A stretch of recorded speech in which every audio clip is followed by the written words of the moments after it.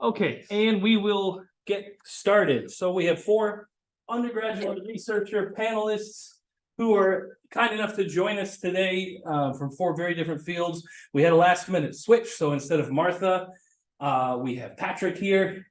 Folks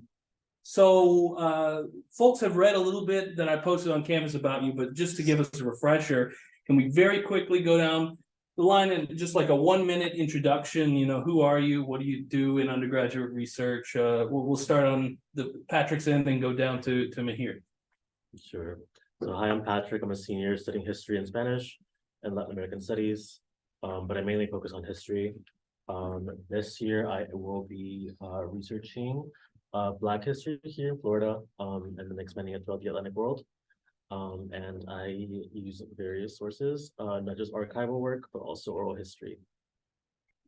Hi guys, I'm Fiona. I'm a fourth year biology major. My research is between biology and neuroscience, but I examine depressive related behaviors in rats using a social defeat model, which I can go into more if you guys are curious. Hi everyone, I'm Emily. I'm a fourth year microbiology major with a double minor in Spanish and computer science. And for my research, I use something called computational biology or bioinformatics. It's not interchangeable, but I do both.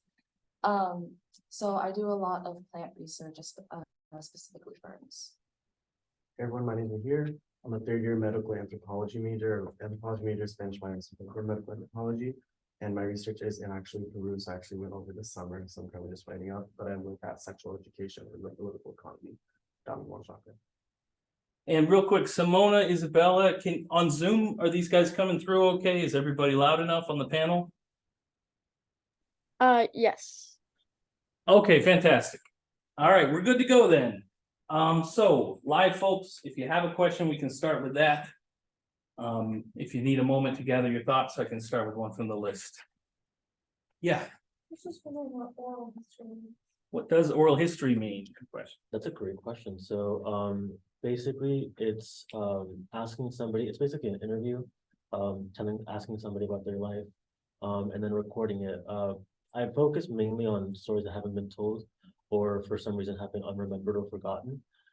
So you go to a community, you really get to know leaders there and strong members there, and then interviewing just based on your own knowledge of the place. So if you go to Alabama, for example, you understand the history and the depth of the place to ask appropriate questions. Good one. Yes.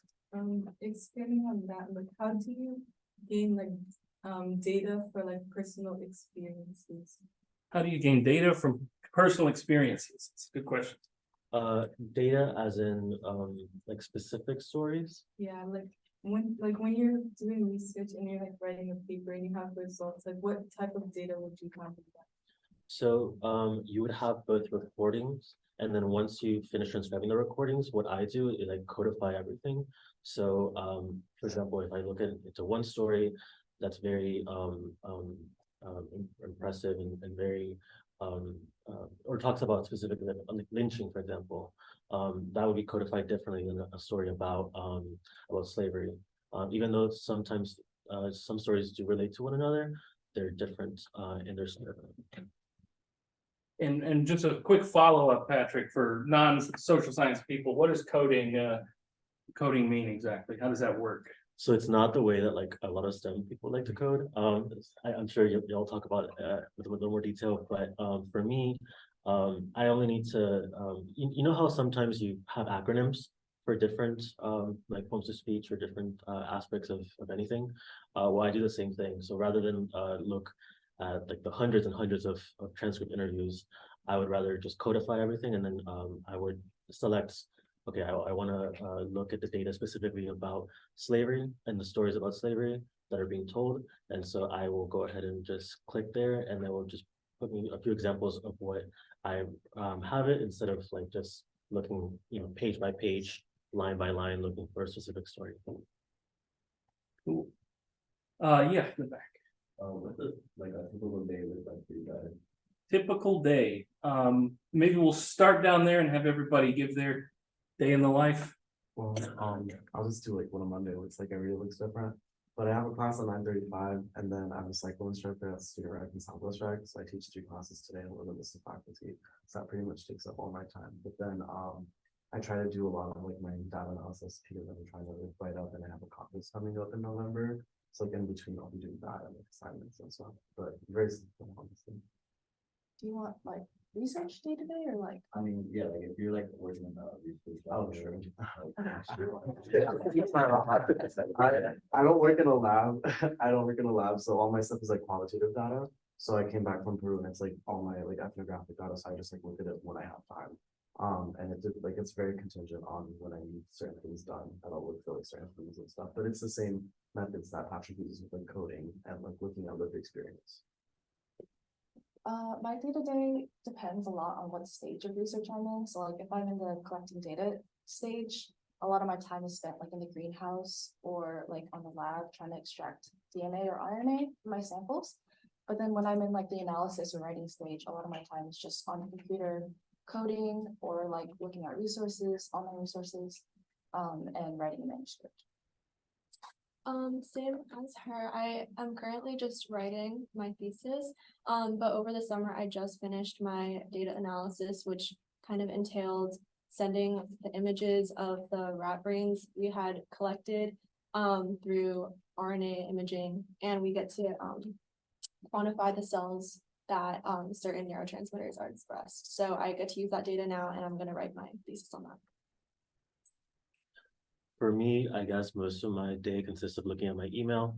I'm either asking for money to travel somewhere or asking for more grants, just because a lot of my research has to take me to specific archives that are not that haven't digitized something, so it's still in its old form.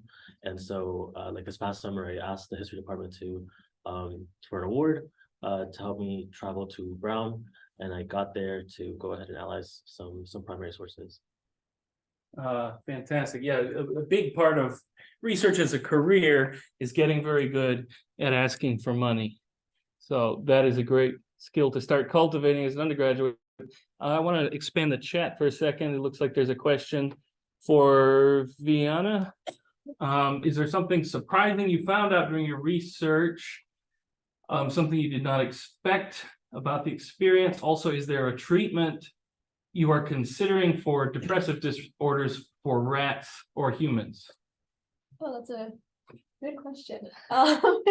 So when I first joined the lab, I knew it was about kind of looking at rat behavior as the first half of the lab. The second half of the lab is more biology and looking at the imaging of their brains. But the first half of the lab, it really surprised me that I was just watching rat videos for like 10 hours a week. So I really just watched 2 rats like tackle each other for 10 hours, which was fun. And I did that for about 2 semesters. And then the second half was really cool because I got to see like the biology impact of that. And then as for treatments, we definitely have our data to be able to apply to clinical trials in the future for other research on depressive or depression medication or anything like that. But that's not really what my lab is focusing on right now. Very good. Yeah, right here. So how did you guys all get involved in research, and how did you guys all find something that you guys were all passionate about with? So it seems. Good question. Who wants to start? Here again? So I started my freshman year. I had a TA that was like in archaeology, and like I'm doing something completely different right now, but I asked to be her like research assistant, and she's like, okay. So I went to the lab and I studied rocks for like I think 9 hours a week, I think, which is like pretty simple, like looking at rocks. I looked over like talking at over 2,000 rocks. I'm like, whether they're red or not. Because I'm looking at like foodways and stuff. And then that summer, I went to Peru twice over the past 2 summers. So that first summer I went to Peru for an archaeology field school. And then like after we would come back from excavations, like which was like 10 hours a day, I'd like walk around and then just like try to see like and just find some interesting stuff. So then I was like, okay, actually, do you want to work here? And like there was a problem with like teen pregnancies and STD rates. So that kind of like shifted my gear towards like sex education and stuff because I always knew I had a passion for that. Archaeology from where it was like I need time and I need experience. So it's like a good way to get in the door. And then I applied for Class Scholars and Summer Undergraduate International Research Program, which if y'all are interested, they accept applications in the spring. They give you 5K to go outside of the country and do your own research on your own with like no advisors and stuff. So that was really fun. So that's when I actually started doing my actual like research and stuff. But I also worked down in like Osceola County, for anyone who knows where Kissimmee is, down there with like initial projects and stuff. Yeah, cool. I cold emailed a bunch of people, because US, or no, it's the research website, current, CUR? yeah, has like a tab where you can look at current research projects that people have uploaded. And you can like look at what they're about, how many hours they're requiring, any pay if it's applicable. So I just cold emailed a bunch of people from that website, and then luckily I happened to get a response. And that was the summer after freshman year, so I started working then. And I've been working in that lab since then, and I also did something called the Research Experience for Undergraduate program. It's called an REU. It's funded by the National Science Foundation. Basically, you go to a university, and you do research at a different university. So for example, I went to Boston University and did microbiome research, which is a little bit more aligned to what I want to do. So yeah, just cold email and look around. I also started with cold emails, and then I did not get like any responses. So I first started out in a lab that my friend told me there was an opening in, and I was always interested in neuroscience. So I started that lab for a semester, but it was more like clinical trials, working with like surveys and real life participants, which I wasn't as interested in at the time. So I stopped doing that lab after a semester because they were kind of not what I was into. And then I got into a neuroscience class over the summer before my junior year. And I loved the professor, I loved the class, and he would talk about research in his class, which a lot of professors do. And I'd go to his office hours and ask about his research and ask more about the class. And then towards the end of the year, I heard that there were some openings in his lab. So I was like, please let me in. And then thankfully he was looking for 2 people. So I was able to get into that one. But yeah, I would recommend going to a lot of office hours, like showing that you have interest and like a passion for the field that you're in. That part, exactly. That's how I got my first like research experience, by going to office hours with a professor that I really liked his work in, and the class. I first thought I was gonna be a lawyer after college, and then I realized that was not the case. And then I just started doing the things that I wanted to do. And so that included African studies, that included African American oral histories. And so I thought that was really interesting. That's really what made me passionate just about school. And so I just kind of pursued that. And by having at least one person that you speak to, whether that be a professor or a TA, that opens more doors towards other opportunities. And everything will be a lot easier if you are brave and or annoying. So just go ahead and just ask around. How is like the research you started, has the topic changed since when you first started research, or has it changed in like intensity? It's like the same sort of topic, but just like the variations on your career research. How many different topics have you? Like, sorry, I didn't phrase that better, but have you stuck with the same sort of research topic since when you started, or have you changed topics a lot over the years? Right. So maybe start with Patrick this time and go that way. It changed a lot just because you change as a person and you also change with the coursework that you take. So for me, I started with African studies, and then it's not super far away, but like I went from African studies to African American studies. And so it kind of took me that route. And then also with Latin American studies, I decided to just make it a little more ample for me to go ahead, like more ample room for research. So it always happens. I don't think I've ever met somebody who has stayed to the one thing that they started with, especially as a freshman. So Definitely I joined the lab a little later. So I mentioned that the first half was more behavioral analysis, and that had been long running, so that part didn't change too much. But when we first started the biological imaging of it, we had to kind of work with the technology. It was a learning curve for all of us, the programs and like just getting the images up in there. It was complicated, and we worked together. I have a lab partner, and I also have a a mentor who's a PhD student. So we all worked together to kind of figure out what worked best for our project. So that was the most my project that changed. I've been involved in the same like general topic, computational biology, but my lab does a lot of different research. So like me and my mentor, we primarily focus on computational biology, but like the other members of the lab focus more on like physiology and stuff. So I've done everything from experimentation, collecting data, to just strictly working on the computer. Yeah, I started with rocks, so it's super, but also like my interests were always in like the health and well-being area, so kind of just like honing down on like what exactly I wanted to do, because like when you're applying to like PhD school, you have to be a little more specific, but even like I've heard PhD people talking about how the topic has completely changed, will change it like as you're going, like nothing is ever gonna go the way you expect it, so it'll change as you go. And it looks like Isabella has an interesting question in the chat here. What is a mistake you've made that you could help us avoid? Like if you're applying for grants, make sure like US financial aid system is really like it screws you over sometimes, especially if you're like first on low income. So I was at like the cap for my whatever it's called, like the amount of money I could get. And so last year when they were trying to give me my 5K to go to Peru over summer, like UF just took the 5K and then charged me 5K. It was like some weird thing. It's like they weren't giving me the money for like 2 months and I was already in Peru and I was like, oh, I need y'all to send me the money because I'm like using my savings right now. And they're like, oh, actually like you're at your budget cap and you can't get it. So like always look at that if you are accepting money. They won't tell you that, they'll just tell you should have looked at it before and they'll tell you to find it before like in like this really like deep web page. But like yeah, just be aware of like the UF financial aid system and how sometimes it doesn't work for students. They're kind of mean down there, so. Yeah. This is the bane of my whole I know existence. they're really, yeah, they All- called me, they said I couldn't manage my own finances for like 3 months, and I was like, I'm in Peru, so I can't really manage anything. Yeah, yeah. It's horrible on the faculty end of things. We're just constantly trying to give students money. And something always screws up and we never find out until like 6 months later, a student's like, oh, by the way, I never got my scholarship. And it's like, well, crap. You were supposed to. Anyway, ran over. Other mistakes?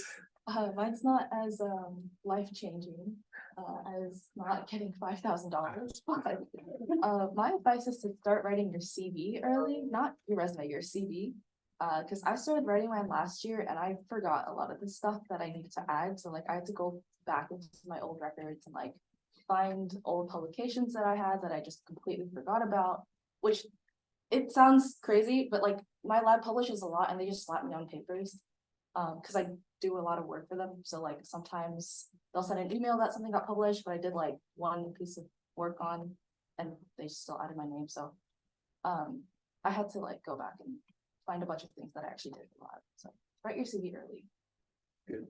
That's good advice. I would say to stick to what you're passionate about and don't try to overload yourself with everything. I think when I first started my lab, I was like, oh, let me do this lab and let me also volunteer, join 50 orgs and everything. And I couldn't do everything, especially when I started working in my lab 10 hours a week. And then towards deadlines, I'd be working in my lab much longer than 10 hours a week. And I realized that just wasn't sustainable. So after like a semester, I had to pin down exactly what I wanted to like spend my energy in. So I would say just don't overload yourself and stick to what you're passionate to. And also apply to things that pay you. It doesn't seem like it might. I know like sometimes it might seem that 10 hours is just like nothing. It will make a difference if you get paid at least like $10 or something. And it'll make you a little more happy. I don't know. It made me a little happy when I got paid. Yeah, look for opportunities that do pay off. Absolutely. It was another question in the chat and then we'll go back to live questions. Or well, 2 more questions, but they're kind of related. Simone is asking about the application process for class scholars and SUIRP. My question is for Mahir, it says. So since I guess you're the only person who has both awards, maybe you can speak to the differences or what it was like preparing those proposals, etc. Yeah, so I work with my advisor. She's like the only medical anthropology professor here, so it's mainly me and her. But the SUIP was a little harder than the class scholars because you're applying to go international with like no help. So I have to contact a university down there that I had met the previous year to get me like their invitation of getting me in. So like I did that. And then after that, I submitted that like approval to the SRP people and then wrote like a statement of like, okay, this is my research, this is what I'm gonna do, this is what I budget the money with. So just knowing how to budget as well. But if you work with an advisor, it's super easy. And then I honestly, I think I used like a shortened version of that essay for cost dollars. And yeah, that's what I use the money for now. So like I use that money for coding and I also use that money for like other things, other expenses that are related to research. And then maybe Alice's question for the other three panelists, other grants and research scholarships, like university scholars, I know some of you have, what was the process of applying for those awards and how did you go about it? I'm only in class scholars, but I applied, yeah, right before spring with my proposal. It was pretty chill. I used a lot of resources from my mentor. So I would just be not afraid to ask for help, but yeah. Yeah, I got university scholars, not class, so I can't speak on class, but it was pretty similar. You just tone down and really try to be specific with your personal statement. And if you're in the humanities, talk about like where you plan to, if you're going to archives, plan on saying where you want to go ahead and visit, what materials are you gonna use, you know, just so that the person who's reading knows exactly what you want to do. Additionally, I also, if you're thinking about going to grad school, not so much professional school, I also suggest that you think about other national scholarships aside from the ones that UF offers. If you're interested in social sciences and humanities, I won the Beinecke last year, or this year actually, and it's helping me fund my grad school kind of journey. If you're thinking about doing something in the STEM field, apply for Goldwater. Yeah. If you're thinking of doing something with policy, think to apply for Truman. And there's other ones that are like I think Collins is for like marine biology. I don't know. Take a look and a deep dive into that to see they offer a lot of money. So like I think it's gonna be really useful for all y'all. So Yeah, we had a Goldwater last year. I wrote one of his recommendations because I worked with him a lot and now we're working on his Rhodes Scholar application. So he's pretty cool. Yeah, so I kind of have like UF experiences and outside UF. I would say UF scholarships are relatively easy compared to like outside scholarships. Because most of the time they require maybe like a maximum of 1,000 words for your proposal, which is very easy to get once you start writing a proposal. And I think like 1 or maybe 2 letter of recs. So that wasn't too hard, especially because my mentor gave me a lot of resources, but outside scholarships, I definitely had a really difficult time trying to write my proposal for things like grants or just scholarships in general, because sometimes they require like 3,000 words minimum or something. And then you also have to state out exactly how you're going to use that grant. Sometimes, which is a little hard, especially if you're like in the early stages and you need that money in the future, but you don't know exactly what it's going to go towards, or you don't have like quotes yet. So for example, if I needed to get like RNA extractions sequence, I don't exactly know how much money that's going to cost if I don't have any of my RNA extracted. So sometimes that's a little difficult. And then getting good letter of recs is also difficult. I got extremely lucky in that my advisor is the biology department head. So luckily I get a good letter of rec, but sometimes it is very hard to get a good letter. College of Med has a real issue with this. I have to read a lot of letters of rec because I'm refereeing a lot of the internal scholarships. Medical professors will just be like, this student breathes and is in my lab. Sincerely, Dr. No handwriting. Yeah, so they need some coaching on that. Other questions? Yeah. How do you find or reach out to your mentor? Well, my mentor has been working with my professor since she started her PhD. So we're all in the same lab and we all work really closely and in the same building. So I'm able to reach out to her really easily, and I've been really blessed because I have like her phone number and like we text and we're friends, I guess. So for me it was pretty straightforward. Yeah, I guess I'll go. So my mentor is the only, again, like the only one specializing in something close to what I do, like at least field wise, because again, she works in Tanzania and I work in Peru, so like two completely different areas. So like whatever help I can get with like theory and stuff, I go to her. But yeah, right now she's on leave my last 2 semesters, so that's gonna be interesting. But yeah, either way, we're still like in contact, and that's good. But usually, like if you have a specific field, you should be able to kind of navigate who you want, and then just like go to office hours, annoy them. I emailed her without ever meeting her before, and like it worked out. So And how did you find her in the first place? How did you know that she was the closest related to I your went field? on anyway? the anthropology website, and I was like, okay, medical anthropology, and I found like a few that were somewhat similar. I looked at the publications as well because that always helps, especially if you're applying like PhD school. You need to find someone that you want to work with.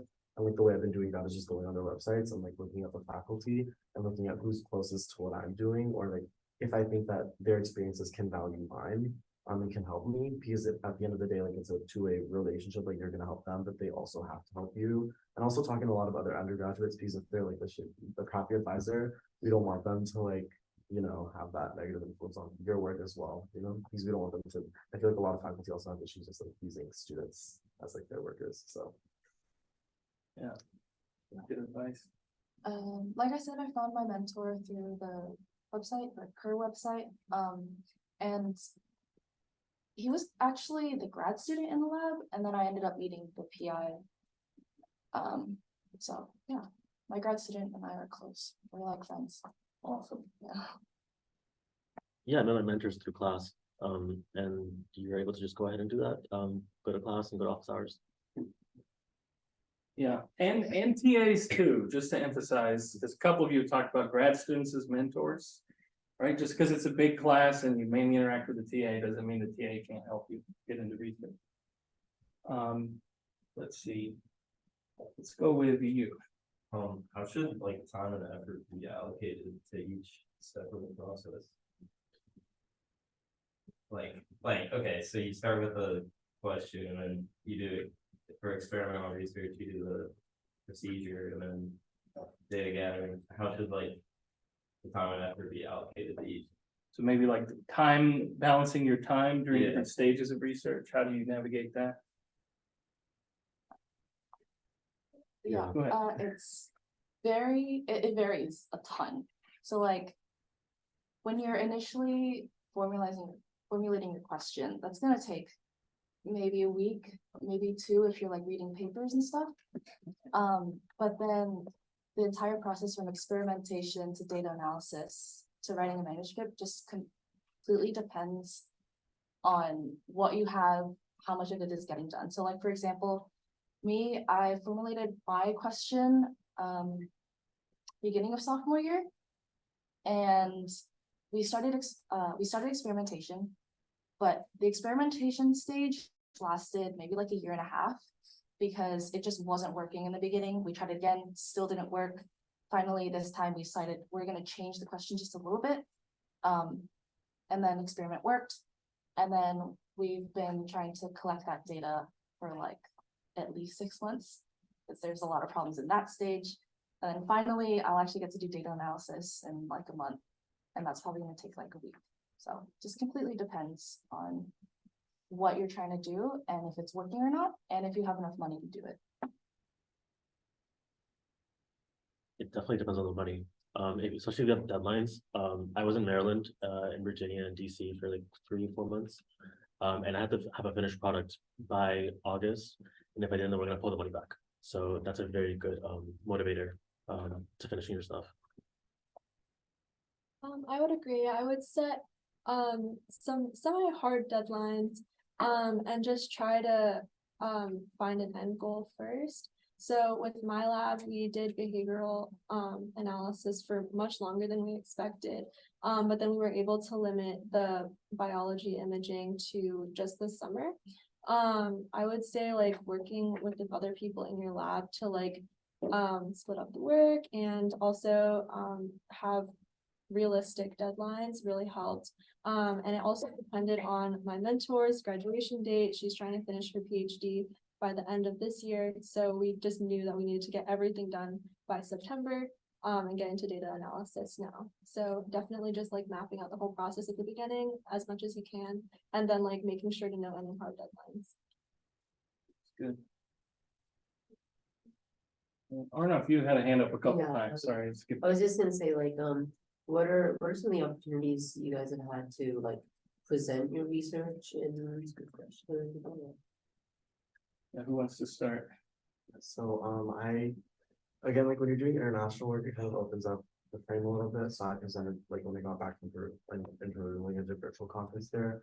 And then also with like the institution you're working under, like UF has a lot of opportunities for undergrads, but then also outside of like your discipline, academia type thing. So like the American Anthropological Association, they have a yearly conference. So like going into this, I was like, okay, I know that I'm gonna present or try to present at least once in that conference. So like same thing there, and then just applying, here you go. And then like again, like you have mentors and like grad students that will also help you get there because they also have to do like the same thing. So like someone that I know that like goes to UW, she was telling me about a few conferences that usually happen in Florida, like that aren't necessarily with UF, but like with this national organization. So like I'll be looking into those soon as well too.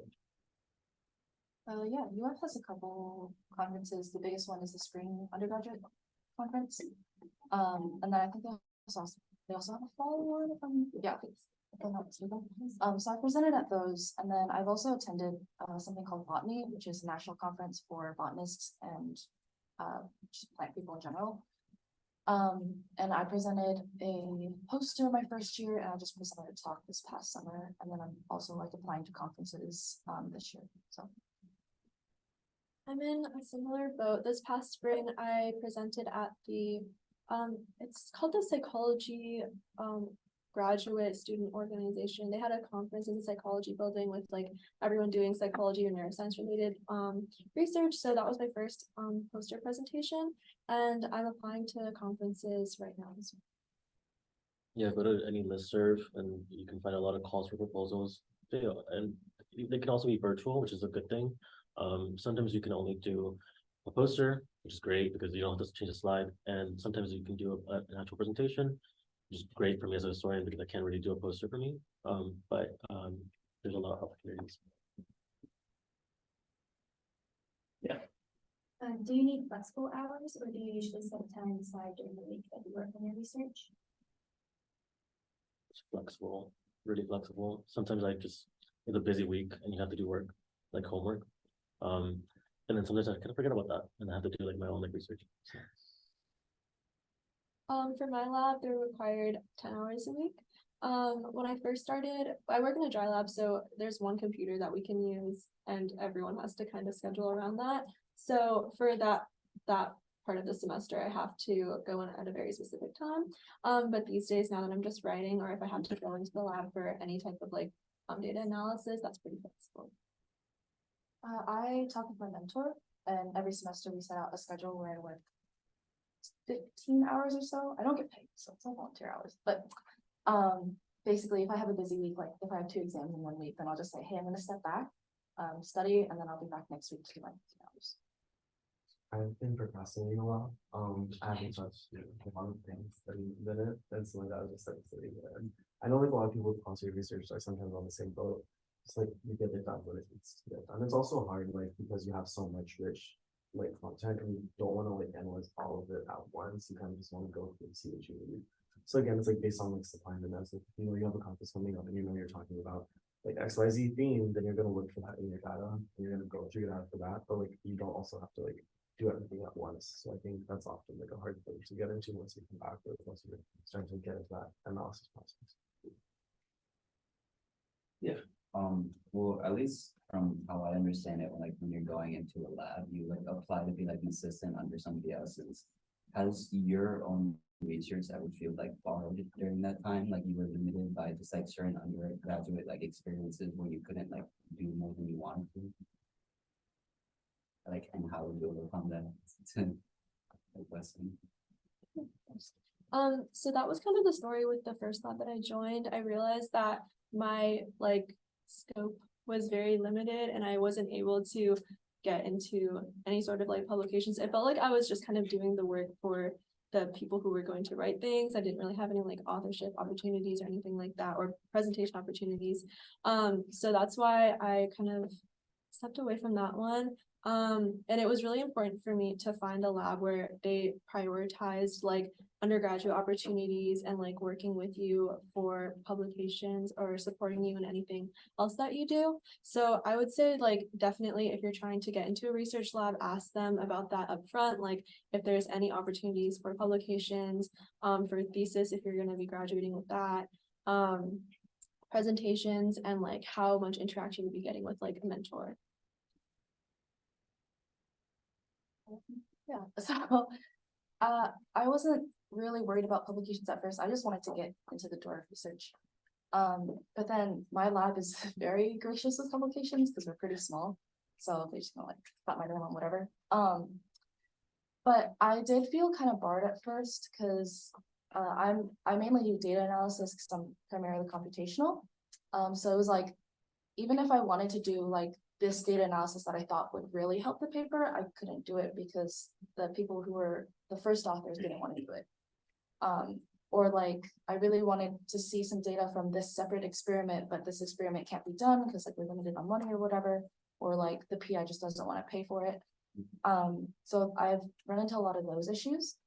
And the way that I've been able to overcome it is just one, I accept my role as a data analyst for my data. For my lab. And then two, I'm actually getting to work on my own project, which I get to dictate everything that we do, or that I do, I guess. So yeah, and the project was proposed by my mentor. He was like, you've been in this lab for a little bit, and I think you should really try doing your own project and going really in depth into research. So. Anybody else have thoughts on that one? You guys are not currently lab-based, I guess. Different story. Yeah, any more questions from the group? Yes, in the back. It's more for Vienna. Since psychology is a very populated field and everyone's trying to get into research of it, so, like a lot of people in that major, like, how do you stand out against everyone else? So I'm actually not a psychology major. I totally get you because a lot of people think I am. So neuroscience is kind of under the psychology major as like a I guess a class of it. But yeah, so I expressed that I was a biology major and I could bring something different to the table. A lot of the second half of the lab didn't have to do with psychology at all. So even though it is like a psychology based or neuroscience based lab, I was able to say like, hey, I'm biology and I have an interest in this specifically. So yeah, I would say don't be limited to what your major is, or just like look into what you're passionate about as far as topics. Yeah.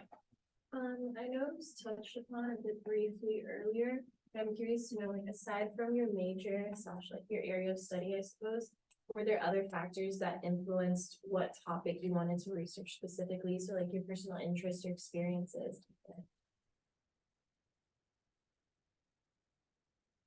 I want to start.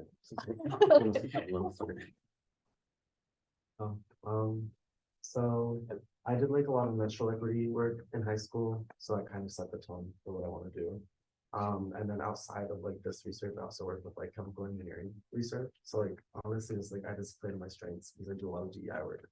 So yeah, and like that kind of also answers the question before, that like you just have to cater to your strengths and like present that as a thing, because like I never thought I'd be looking at like chemical engineering stuff ever in my life, and I don't understand it now, but like, you know, just sit there and take it to you like this sometimes. Like I said before, I do plant research, but mine's like primarily computational. Fun fact, I actually despised the idea of doing plant research when I first started, but you know, here I am now. It was more like I started really looking into it, really looking at what plant research was, and then through that, I realized that I really loved doing plant research. This is not what I thought it was, which is another important thing. What you think research is, it's probably not true. A lot of times it's very different than what you think. So yeah, that's the reason why I ended up sticking with this lab. Kind of the same as both of them. I had really great experiences in the class that I took over the summer, the neuroscience class, and I really connected with a couple of topics where it was, I remember like very specifically, we went through something called a brain bow, which is basically like cross section of a brain and all the little neurons are lit up and it looks really cool. If you guys want to look that up. I was like, I remember bringing that up in office hours and being like, this is so cool. And my professor was actually explaining that they were planning on doing that later in the lab, which is what I get to work on now, or something similar. And I was like, this is so cool. So yeah, it definitely helps to explore and look into like previous research projects. For me, it's kind of a little personal, but I'll just say really briefly. When I first arrived here in Gainesville when I was a freshman, it was a very strange environment to arrive in, especially in the fall of 2020. And so I had to go ahead and be for the first time in forever in my whole life in a very predominantly white just area, and I wasn't used to that. And also the people who I was at least around in my dorm were not used to someone who was not just white. And so when I got to my first class, which was a historiography class, and it was specifically an African studies or African history class, I got to understand the intersectionality of identity. And so that kind of fueled my own kind of like family oral histories pseudo project, in which I wanted to ask more about like my own family history that I didn't know like before, like my grandparents. So from there, it kind of sparked up something in me that wanted to just kind of research other marginalized communities. So Yeah. It's more based off like STEM lab and whatnot. How is it being like actually a STEM lab? Like, are you lab certified? How is that process? Like, how do you just know what to do in there? How do you know like how to do it or what to do? Like, are you taught or are they understanding like, hey, I'm a freshman. I don't like I've been lab certified, but that was a year ago. Like, how do you know, okay, like go and do this, but how do you, I guess, know that? Sure, I can go. I'm a little bit different because I don't have a wet lab, which means I don't have to get in like my lab gear and work in the fields, but I just do the computational stuff, I guess you could say. I did have a training period for about 2 days. And then after it wasn't long, but honestly, the first part of my project wasn't too intensive anyway. So I kind of just, I remember like going into it, I was really overwhelmed because she was like, okay, this one does this one. And it was like a whole list of like a bunch of like this one computer program that I never knew how to use before. So I definitely, there was a learning curve and I took notes and I asked her questions when I needed to. And thankfully she was always around to answer them or like easily reachable. So yeah, I would definitely don't be afraid to ask for help, but my training period wasn't too long. You just catch on pretty fast. My training period was long. So like I said, I came in right after freshman year. So my mentor was super understanding of where my skills were at. I was not lab certified. I knew like pretty much nothing. I was like literally just starting my computer science minor. So I had one class. But he saw that like in my resume, I was competent. So like I could show that I could learn how to do things. And he very much was a mentor in the way that like, he was like, hey, look at this experiment that I'm doing and I'll show you what to do. I'll explain what this is, what that is. And you can try it on your own.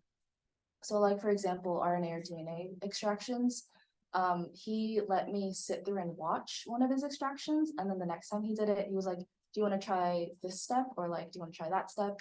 And then finally, I just became like his assistant in the extractions and stuff. I might have time for one more quick question from the audience, because maybe I have a good one to kind of end on. Okay. Yes.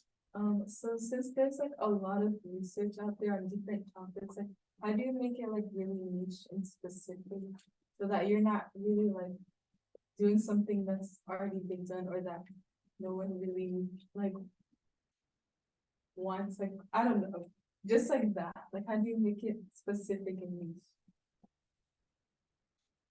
Let's go down the line quickly. We only have 2 I think minutes. first go from your interests and then also then look at like literature. So like with me, it's like sex ed, I feel like there is a lot of research on it. But like what I specifically do, there's none in the area that I'm working in, or is there not in the field? So it's like completely new, so it's like kind of under whatever I want.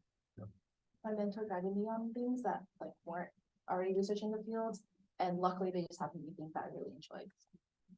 For my lab specifically, social defeat isn't really a new topic and the methods we use aren't new either. The social defeat model kind of, I guess like, or explaining this in better terms, like the trial period and the way that we socialize the rats was a little bit different from everything else. But I would say like focus less on like trying to find the newest, like something completely unique to you and like realize that you're building off of like other people's work and like adding to a whole like field. And then just cast a wide net, and then eventually you'll draw into like what you want to do. So it's better to just have all these sources that you collected at the very beginning, and then you can narrow down. Okay, this is not having to do with like what I really want to do, and so you figure that out eventually. Okay, big hand for our panelists. I think this is really cool. We appreciate your time. We're thankful for all your perspectives. Zoom folks, thanks for participating. We will wrap this one up.